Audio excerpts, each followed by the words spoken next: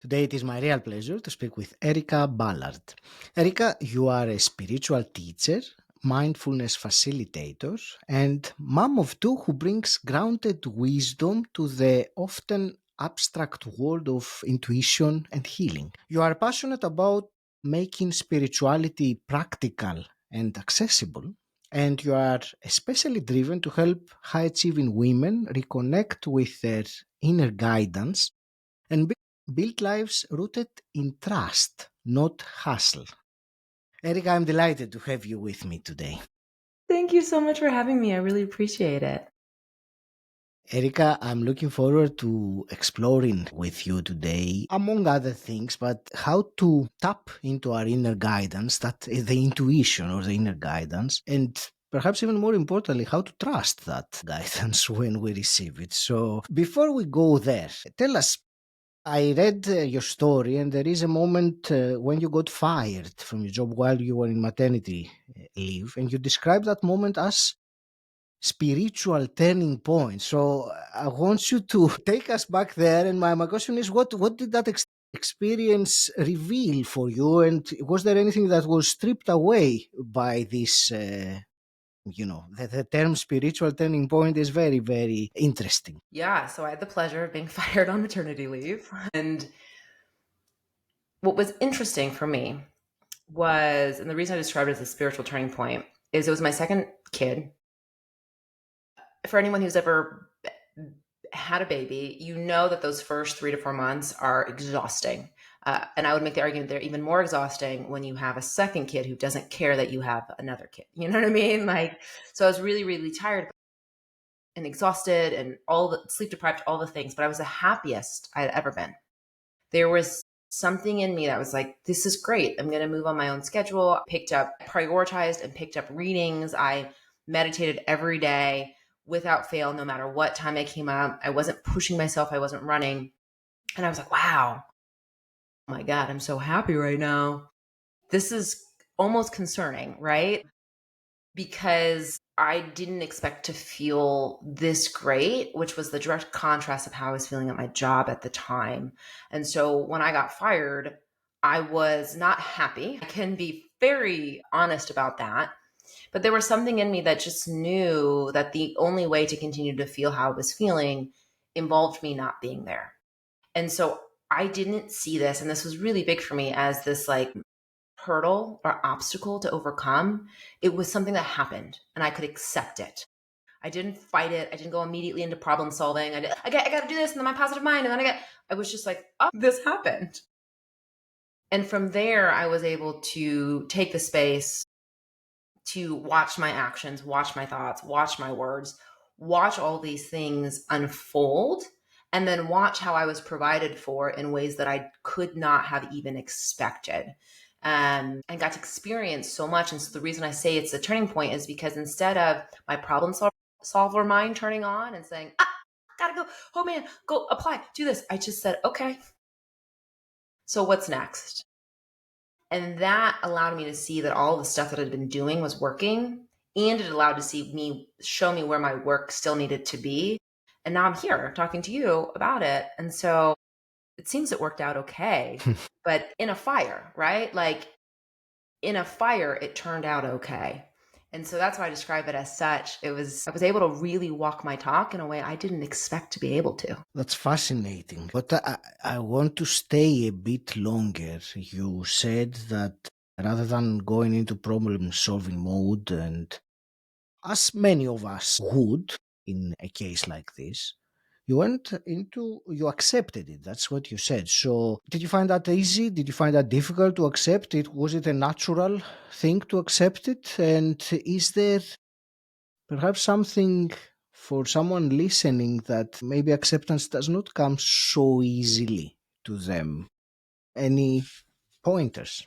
Sorry, So I asked many questions at the same time, no, it's which is okay. I love it. So there is two responses. So one, I do think you said natural, so I'm going to go with that. I do think it's natural to accept. I think that preconditioning, pre-pressure, pre-programming, it's very natural to accept what's happening in front of you. I watch it with my children all the time. Someone grab something out of their hands, someone doesn't want to play with them, they aren't like, oh my God. They're just like, man. And then they feel their feels and then they get up and go. Like there isn't like this massive dialogue happening within their Yes. head about why that happened. What trauma did my mom give me? Like, where did this stem from, right? Like, it's like, oh, this thing that I didn't like happened, and I'll go. And it's the same thing when joy happens. Oh, this is cool, right? And so I would say it's natural to accept. And it's not that easy, right? As you grow up, because there is programming, there are thoughts. And so at the time I've been really deep into studying Yogananda and self-realization.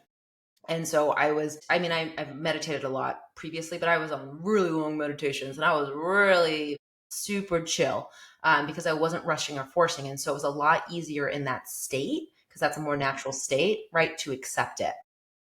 But, but when I started to think about the livelihood of my family, when I started to think about what I was going to do next, my mind would start to spin. And I found myself in a situation where I was experiencing the same pushing and forcing that I didn't like previously and in other jobs and positions and careers.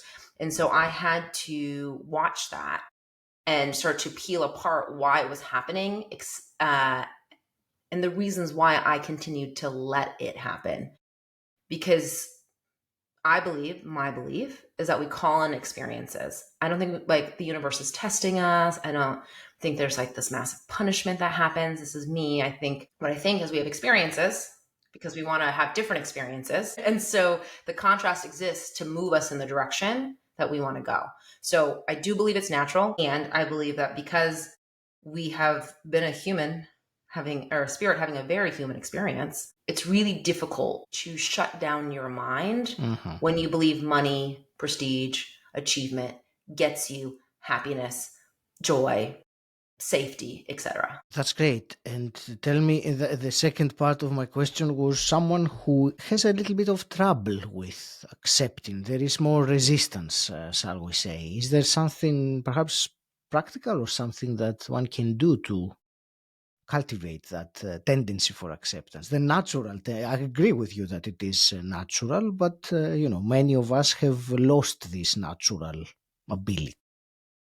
I love that you're like, if someone, you mean like all of us? Like, if someone out there, you mean all of us, even those doing the work and knee deep in it? Yeah. It's yes, it's a question that relates, doesn't it? Yes. So I have a mentor. His name is Mitch, and I love him. And he calls it problem solver brain. He says, when your problem solver brain kicks on, and you'll know it because you start to contrast and your mind spins. There's usually two states that happen. One, you can either watch, if you've been doing the work enough, you can start to watch your mind start to spin. And if you're there, stop. And he calls it, and I love it, name your thought practice. Just name your thoughts. Okay, my brain's spinning. I don't like it. I don't want it to be this way. Okay, I'm going to name my thought. I have to do this. I have to do this thought. If I don't do this, I'm going to die. I'm going to die thought, right? And you just watch it with no agenda. You just watch your thoughts because what happens is that they stop. Because the only reason that you're being sent thoughts is your problem solver is like, we've got to fix this. And so your brain is trained to send, right, those thoughts to you so that you can move into action. But when you watch them, you're disrupting the pattern. And so it'll send everything to you, all of your fears. And you're going to watch. And if you can watch them instead of move on them, your brain gets tired. Your problem solver gets tired and they stop yelling because what they're really doing is wasting energy and your brain doesn't want to waste energy. And so they eventually cease. You become quite calm and you drop into that natural part of you, that true nature, right? Like the part of you that's connected to source divinity, whatever you call it, your consciousness. And then you can hear real guidance on what to do instead of the spinning. So that's the first one for that someone. And then the second is sometimes we cannot stop at thoughts. Sometimes we're in it, right? And like we're already taking action and then we're pissed at the action we take. And then like our whole body is stressed out. And we know that what we know is we don't want to feel this way. Like I'm angry and I don't want to feel this way. When you do that, you stop, but you honor it. Instead of saying, I shouldn't feel this way, I don't want to, let me reach for a better feeling, you just close your eyes and you say, where is this in my body? What is like, find it, accept it, be with it, let it scream, let whatever, pick it, maybe it comes up in a color, I don't know.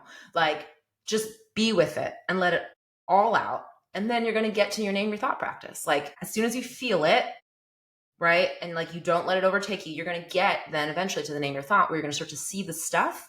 And if you sit with it long enough, you're going to hear the truth. And when you hear the truth, then you work with that. And I would say, just from a practical standpoint, because I love to know how long these things take. Mm-hmm. When you start, this is probably like a 15, 20-minute ordeal, maybe even 30. When you get good at it, it can be anywhere from 30 seconds to 5 minutes. But what's really important is you do the exercise.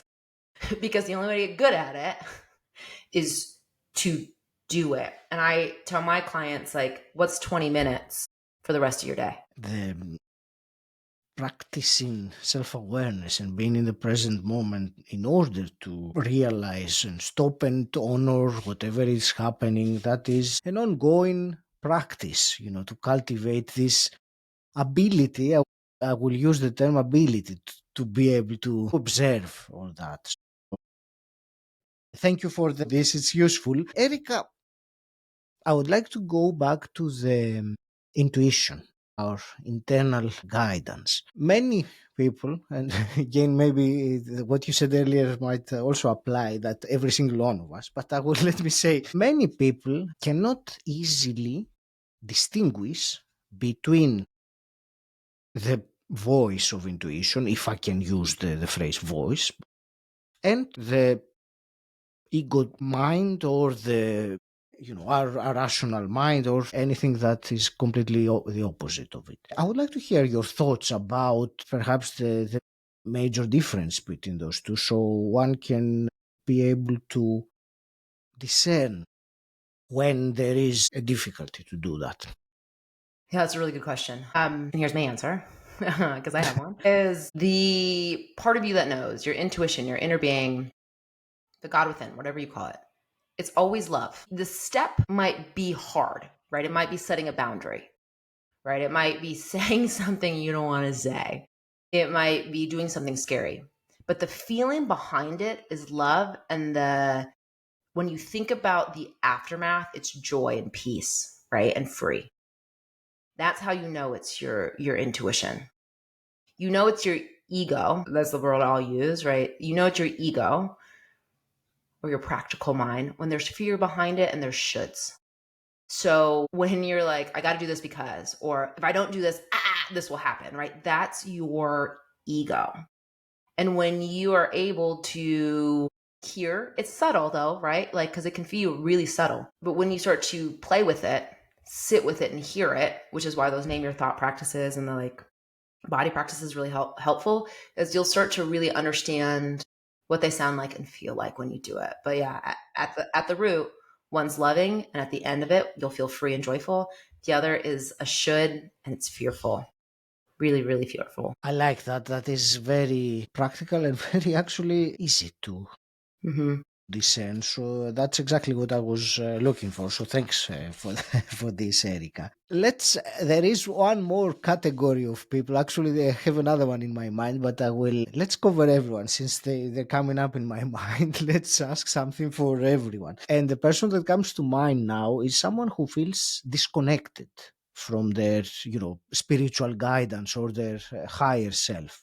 Or perhaps they have been much more connected in the past, and now it doesn't feel like it is the same. What would you tell her in this case? That's so many of us, right? So I think it's a wonderful question.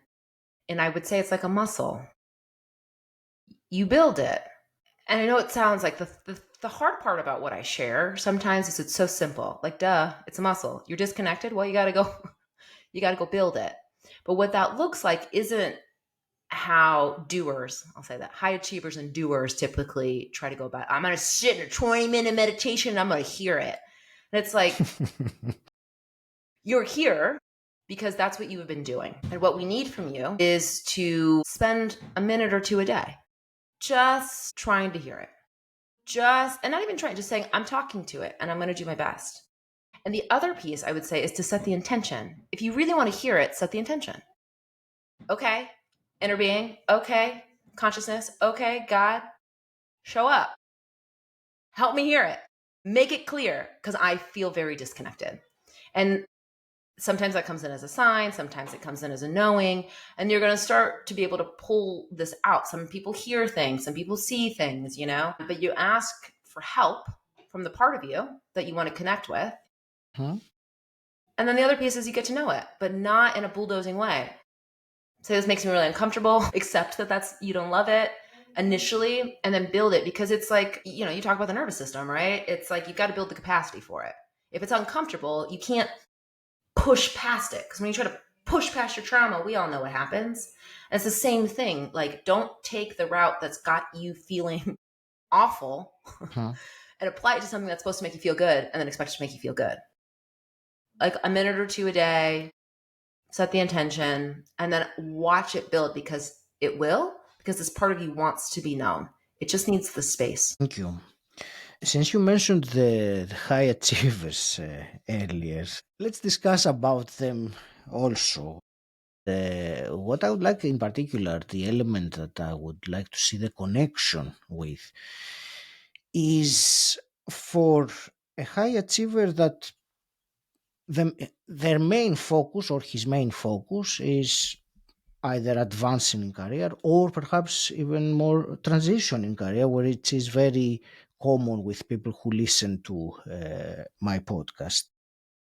And while they are in this space, perhaps the thought of spending more time in spiritual matters, I will say it like very broadly, might not strike the relevance. And I'm saying spiritual matters, we were talking about intuition. Let's keep it simple and return to the inner guidance. So my question is, what do you think is the connection between the way we show up in our career or the way that we will transition in a career and that spiritual element, that allowing our intuition to come up and trust it and follow it? I hope my question makes sense. I think it does. So I think it's like, why this if we're trying to change careers, right? If we're trying to like build a different life, right? Yes, Yeah. yes, yes. Thank you for simplifying it. Trained journalist, I got it. It's the most practical thing to do. It really is, because the reason so many of us want to transition is because we want to enjoy our life. And do you know how you figure out how you enjoy your life? You figure out what lights you up, what makes you feel alive, right? What brings that love about that we talked about. And you do that by tapping in. There's a Venn diagram that I have in my head that I will try to share out loud. Let's see if I can articulate this. So we all know what a Venn diagram is. If you don't, Google it. I'm sure you do, though, if you're listening to this podcast.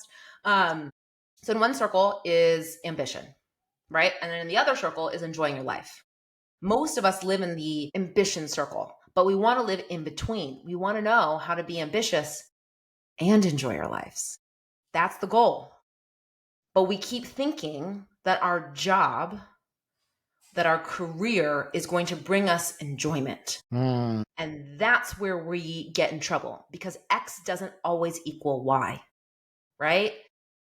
So if you want to enjoy your life, spoiler, you have to enjoy your life. And so you do that by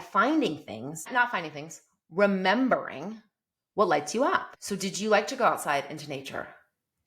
My daughter loves to play outside. All right. Do you love playing outside? Did you love it? Go outside. Start to allow yourself to do that and feel it. And then you're going to start to, or maybe you like to listen to music. This was my thing. I loved listening to music and I just stopped. Like, what? What? So stupid.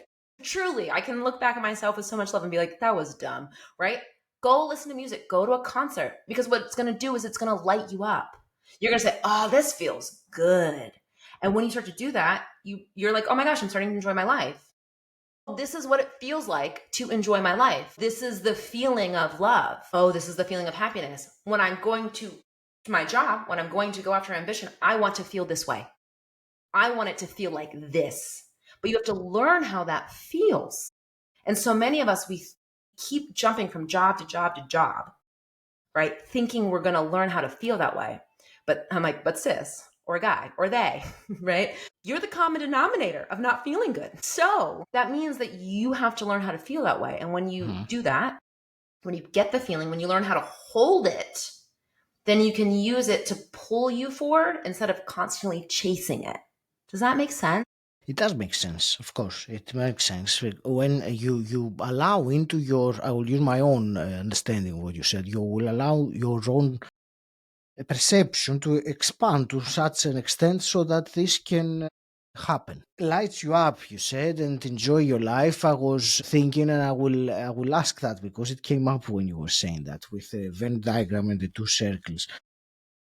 I suppose it would be possible for the two circles to pretty much merge if you manage to have this kind of work that lights you up, that you feel, that you're enjoying life, then there is no difference, isn't it? That's the goal, right? Like, Awesome. that's the goal. But we have to stop chasing what we think will bring us enjoyment. And we have to start we have to start being the things that we believe someone who enjoys their life are: happy, free, fulfilled, peaceful, right? We've got to be those things so that we stop chasing them. Fantastic. Thank you very much. That was very insightful. Erica, before we start wrapping up this fascinating conversation, where would you like to direct our listeners that would like to learn more about? Thank you. So I am on the internet quite a bit. So ericaballard.co. You can find me on Instagram and TikTok because I am almost 40 and on TikTok. Erica Ballard _. And I'm also very, very active on LinkedIn. So a lot of people that I work with and who find me, they find me on LinkedIn and I'm there as well. That's great. Excellent. Thank you. Erica, I have also two quick questions that I have been asking my guests since the very beginning of the podcast, 500 episodes ago. They and I will share that also as a personal reflection now because I haven't said that in a while and I would like to hear it. That over time I have collected some incredibly insightful answers to these two simple questions. So no pressure there. I'm just saying. No pressure, Erica. Okay, let's try it. Sorry, I didn't mean it to come to come out like that. But anyway, it's my quick fire questions in the end, and the first one is, what does personal development mean for you? So for me, when I think about personal development, I think about how do I get home to myself? That's what I think about. And hypothetically, if you could go back in time and meet your 18-year-old self, what's one piece of advice you would give her? To do what you love. I will tell you, I had a very supportive father who, you want to do art? You want to travel the world? You want to listen to music? What do you want to do? And I still said, I'm going to go chase the corporate ladder, or I'm still going to go try that. I wish I would have said, girl, you like art. Go draw, go paint, like, go do that.